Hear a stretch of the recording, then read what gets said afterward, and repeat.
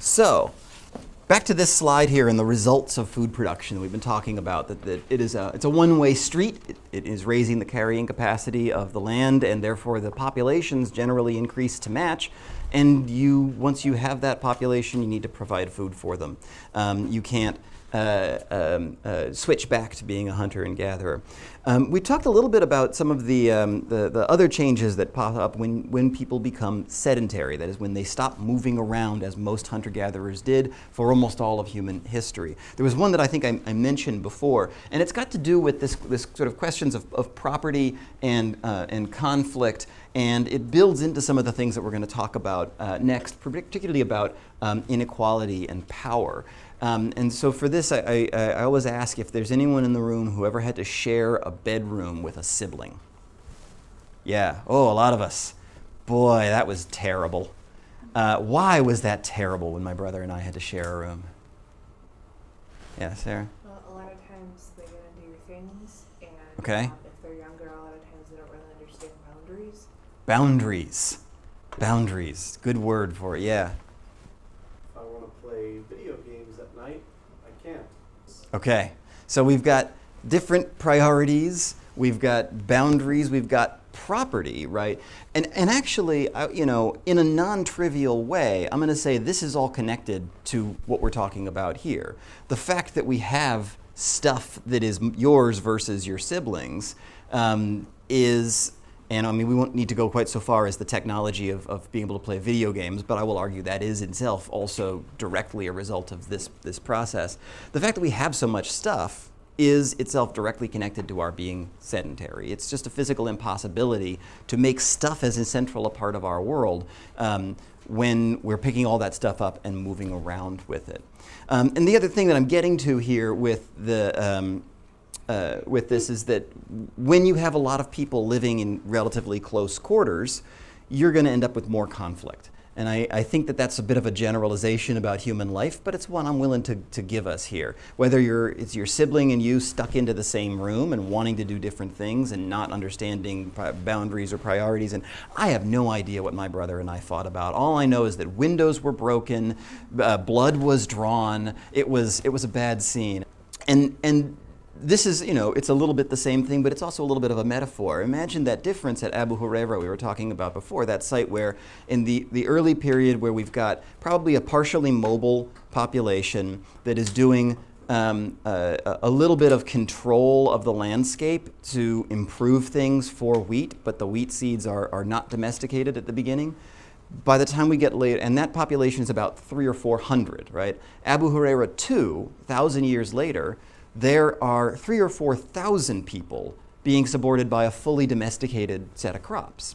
3,000 or 4,000 people living together are going to have problems. They're going to have conflicts. No matter how closely connected you are to your cousin or your sibling, there's going to be the kind of knockdown, drag-out death fights that my brother and I had, right? What's the result of this? Why don't we all kill each other? We're all living in a society with, I don't know, how many people are in the Detroit metro area? 5 million? Something like that? Why don't we all kill each other? Sanctions. Such as? Social and judicial sanctions. If people know you're a murderer, they're probably not going to work with you. So yeah, I mean, social sanctions, judicial sanctions, right? Anthony says you're going to go away for a while in a steel cage. If you kill someone, right, you're going to get put in jail. What's jail 15,000 years ago? Killed, probably. Well, I mean, yes, but I also would submit that there isn't really an equivalent, There isn't really a need for an equivalent. If you're dealing with a small mobile hunter-gatherer population of 30 or 40, right? I made fun of my brother and I fighting with each other, but, the reason we didn't kill each other isn't so much that we thought as 8-year-olds that we were going to get arrested and put in jail. It was because mom and dad came in and said, "Shut up, kids! I don't care who said what. You two go into different corners and be quiet for an hour," right? It was mom and dad that were in control, right? And when you have a very small group where most people are related and you spend most of the time together in that small group, but relatively not dense population, the idea of having like an elected, a judiciary, right? Elected judiciary in some cases, a police force to enforce the laws, a legislative force to enact the laws, all the things that we have to create these social sanctions and judicial sanctions is a little silly, right? You have a group of 40 people, you're not going to elect, one person for every social role that we have in our legal judicial system. When you have larger populations, though, you need to do something more than just, say, appeal to mom or appeal to dad or appeal to grandma, right? You need to have somebody who's got a new phenomenon, a social role entailed with controlling other people. And this is, control is something that has been a part of human life as long as any two humans have ever existed, wherever you want to draw that line. But I think this is a different kind of control. It isn't just about interpersonal relations. It's about having a role in society defined as someone whose job it is to control other people. Does that mean at Abu Huraira II, with 3,000 people, they had a police force and judges and laws and presidents and prime ministers and kings and queens? No, not necessarily, and we're not getting to that quite yet. But I wanted to sort of bring up, and I want to follow this through as we go through the next few sections, particularly when we talk about the rise of state-level societies, where this gets very complicated. The fact that we're talking about a kind of a new phenomenon. The fact that we're talking about it's relatively new to have different social roles involved with telling people what to do in society. Inequality is, in this sense, new at this time, right? The idea that there is someone whose job it is to settle differences, to be in charge, that isn't about family members, is something that comes out of this time where we start having people who are sedentary, but populations are increasing. You have a conflict with somebody else, you can't just go off to separate valleys. You're both stuck in the same spot waiting for your crops to grow, right? You've got more stuff to look after too. More people are likely to come and steal it. And so this is where we start having these things which are so much a part of our life now. Is this good? Is this bad? Probably not practical to generalize about it being all good or all bad, but it's certainly different at this moment in human history. And I think that some of it's going to be connected to some of the other kinds of inequality that we see later on. All right, so these are some of the changes that happen here with increased sedentism. We talked about different technology, like groundstone technology and food storage, particularly ceramics. Let's talk for a little bit about the health effects. There's sort of two classes here of what happened, and I think that it's an interesting thing to spend some time on this, partly because as Americans in the 21st century, we have all been taught a particular story of human history. And the sort of general sense of in popular culture is that things have been getting better. If I wasn't on tape right now, I'd start singing the Beatles song, right? It's getting better all the time. I admit it's getting better, a little better all the time. We use words like progress and civilization to talk about how great we are and how wonderful these iPhones and things are. And such a pity that they didn't have them 50 years ago. And such a pity that 100 years before that they didn't have cars. And 1,000 years before that they didn't have X. And that 10,000 years before that they didn't have farming. So that now we have farming, so we have all this stuff, and stuff is great. And everything is getting better. And I'm going to actually try to trouble that narrative a little bit. Not that I want to live without my iPhone or think that we should all go into the woods and make everything for ourselves. But the concept that everything is always getting better, this word progress, is something that I think simplifies a lot of history. And that some things improve and other things don't. And surprisingly, for a lot of people, one of the things that doesn't improve is health. Overall, the general consensus among archaeologists is that health was better for more people, percentage-wise, before farming.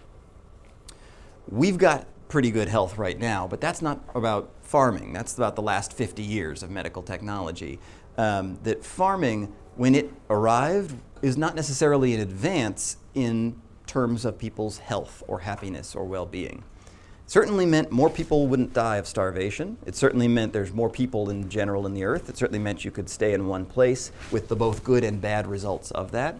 But health is something that's a little bit more complicated. And probably the biggest reason why health is a little complicated with farming is the question of risk. And this is something we've touched on already a couple of times, and I've used the metaphor, you're putting all your eggs in one basket. It's almost not a metaphor in this, right? It's pretty much literal. If you are a hunter-gatherer person, you're probably using round numbers, 50, 60, 70, 80 different kinds of food over the course of a year. There were studies in southern part of Africa with the Kalahari San people who have been hunter-gatherers, still are hunter-gatherers to an extent, and were pretty exclusively hunter-gatherers until 40 years ago or so. And anthropologists spent a lot of time with them in the 1960s and did a lot of things like figure out how much food they capture, how much time it takes them to get that food, what that food is, and how many calories they get from which different source. And they discovered a lot of very interesting things about it. And the one that's particularly relevant here is that in that context, they eat about 75 different plants and animals over the course of the year. Some seasons there are fewer, and some seasons there are more, but 75 is a lot of different things. We, as very wealthy, I know it doesn't feel that way, but compared to the rest of the world, everyone in this room is extraordinarily rich, right? We extraordinarily wealthy people in America, we probably don't have half that many in terms of variety of foods in our diet. That's just a guesstimate. Things that the ingredients, we definitely more than that available at the grocery store. But the things that make up most of our food are certainly fewer than that. And also you have to think about things in terms of relatively recent history that's before now. So most of us are probably familiar with the Irish potato famine, right? 1840s and early 50s. A huge number of people in Ireland died, and a very large number also left Ireland and came here. Why did they leave? Why wasn't there enough food in Ireland? If the three of them went down, they didn't have oh, well, we have this other type of potato we can eat. Yeah, I mean, the lack of diversity in crops. I mean, there was one or two strains of potato that were being grown there. Where are potatoes from originally, by the way? South America, yeah. They're from the Andean highlands, is where the natural ancestor of the potato grows and where potatoes were domesticated. They were transplanted to Europe in the soon after the Spanish contact, and started to be grown in Europe in the 1500s, 1600s. By the 1700s and 1800s, they were a really good resource for growing a relatively large amount of calories, a relatively large amount of food in a relatively small space. They worked rather well in Ireland. Ireland, again, partially, as Ani pointed out, due to government reasons and for other reasons, is not a very wealthy part of the European world at this time. And so it was a great thing to be able to grow a whole lot of potatoes and feed your family almost exclusively on potatoes. They are, not entirely by themselves, but pretty close to enough different vitamins and minerals and things to keep you from dying, at least. But this is all your eggs in one basket. And in the 1840s, there were a series of environmental things. It wasn't actually a drought. I believe it was generally the area was wetter than it usually was. And there was sort of a fungus, an infection that basically got into the potatoes and went everywhere and made them inedible. Once you've done that, you've lost your effectively only source of food for a huge percentage of the poor population. There was no alternative, right? The potato had been introduced, the carrying capacity of the land had risen, because, think about it from the perspective of someone in the 1600s. Well, my family is starving to death trying to grow wheat. I've just, tried this basket of potatoes that I got from the market. They seem to grow really well in my field. They're not the tastiest things, but I'm not hungry after I eat one. Done. I'm growing potatoes. I'm growing nothing but potatoes. 200 years later, that's going to really set folks up for a big problem. And this is just one instance of a much broader series of events that happen throughout human history. And chances are will happen again. Because if we put all of our effort into one thing, and that thing falls through, we've got no backup plan. So risk is a particularly important element of the danger in food production, and so you have overall a greater availability of food, but with that rises the population, and when something gives, when that system goes out of balance, as some archaeologists would put it, there isn't any good way to get that system back in balance with the full population, and a lot of people are going to starve. So infectious disease.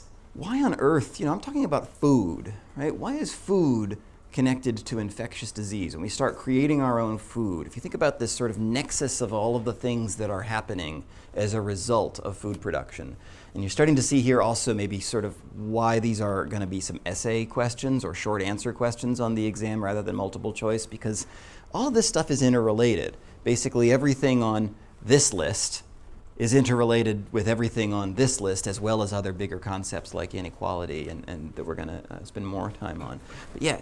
Living together in close quarters, and that made diseases spread faster, and also like terms of like sanitation, like they didn't have like what we have today, so that also wasn't very good either. Perfect. People are, when populations rise, population density is going to rise too, right? It's impractical. We don't have a public transit system, much like here, so we don't have the ability to sort of spread ourselves out. They didn't have cars either, and so they're going to be living in these concentrated spaces. Remember the image I showed of Çatalhöyük, that village where every house was built right up against each other, and you would climb up and enter through the roof.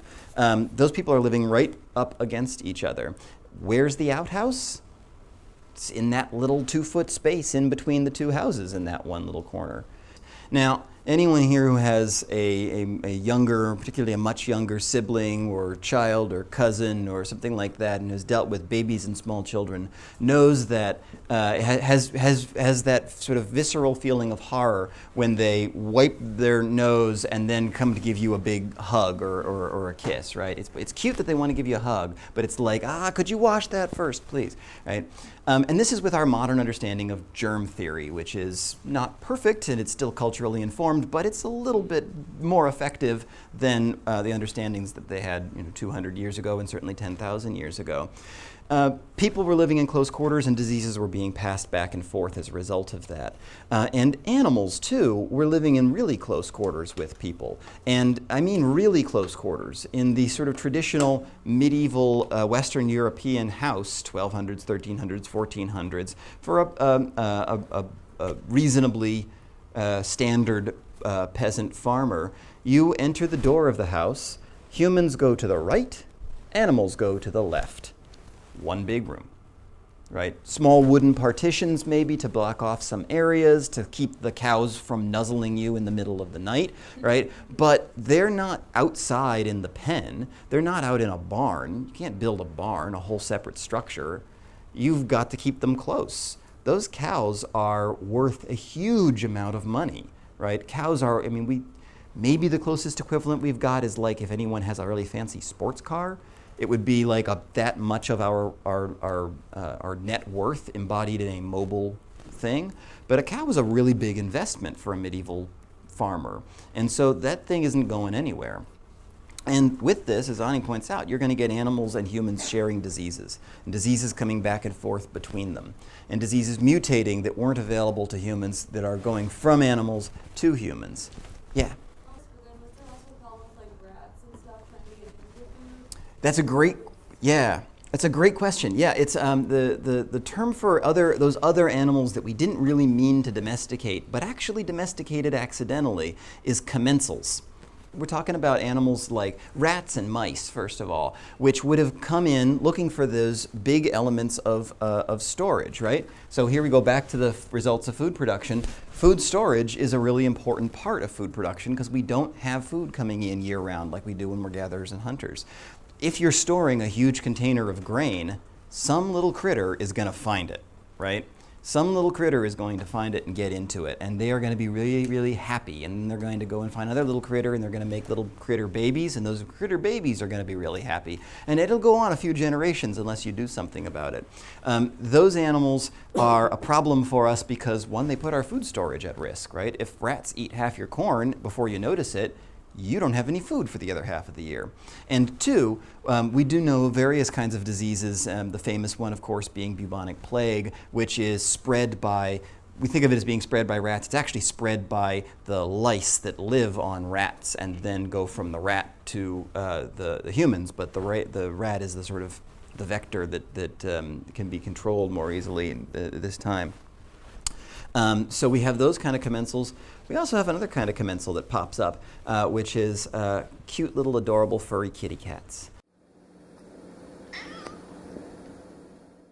who started off as more of a commensal and were domesticated basically because they're very useful to us. And have you ever noticed why there's a difference between cats and dogs, how they are as pets? It's because they were differently selected for during the process of domestication.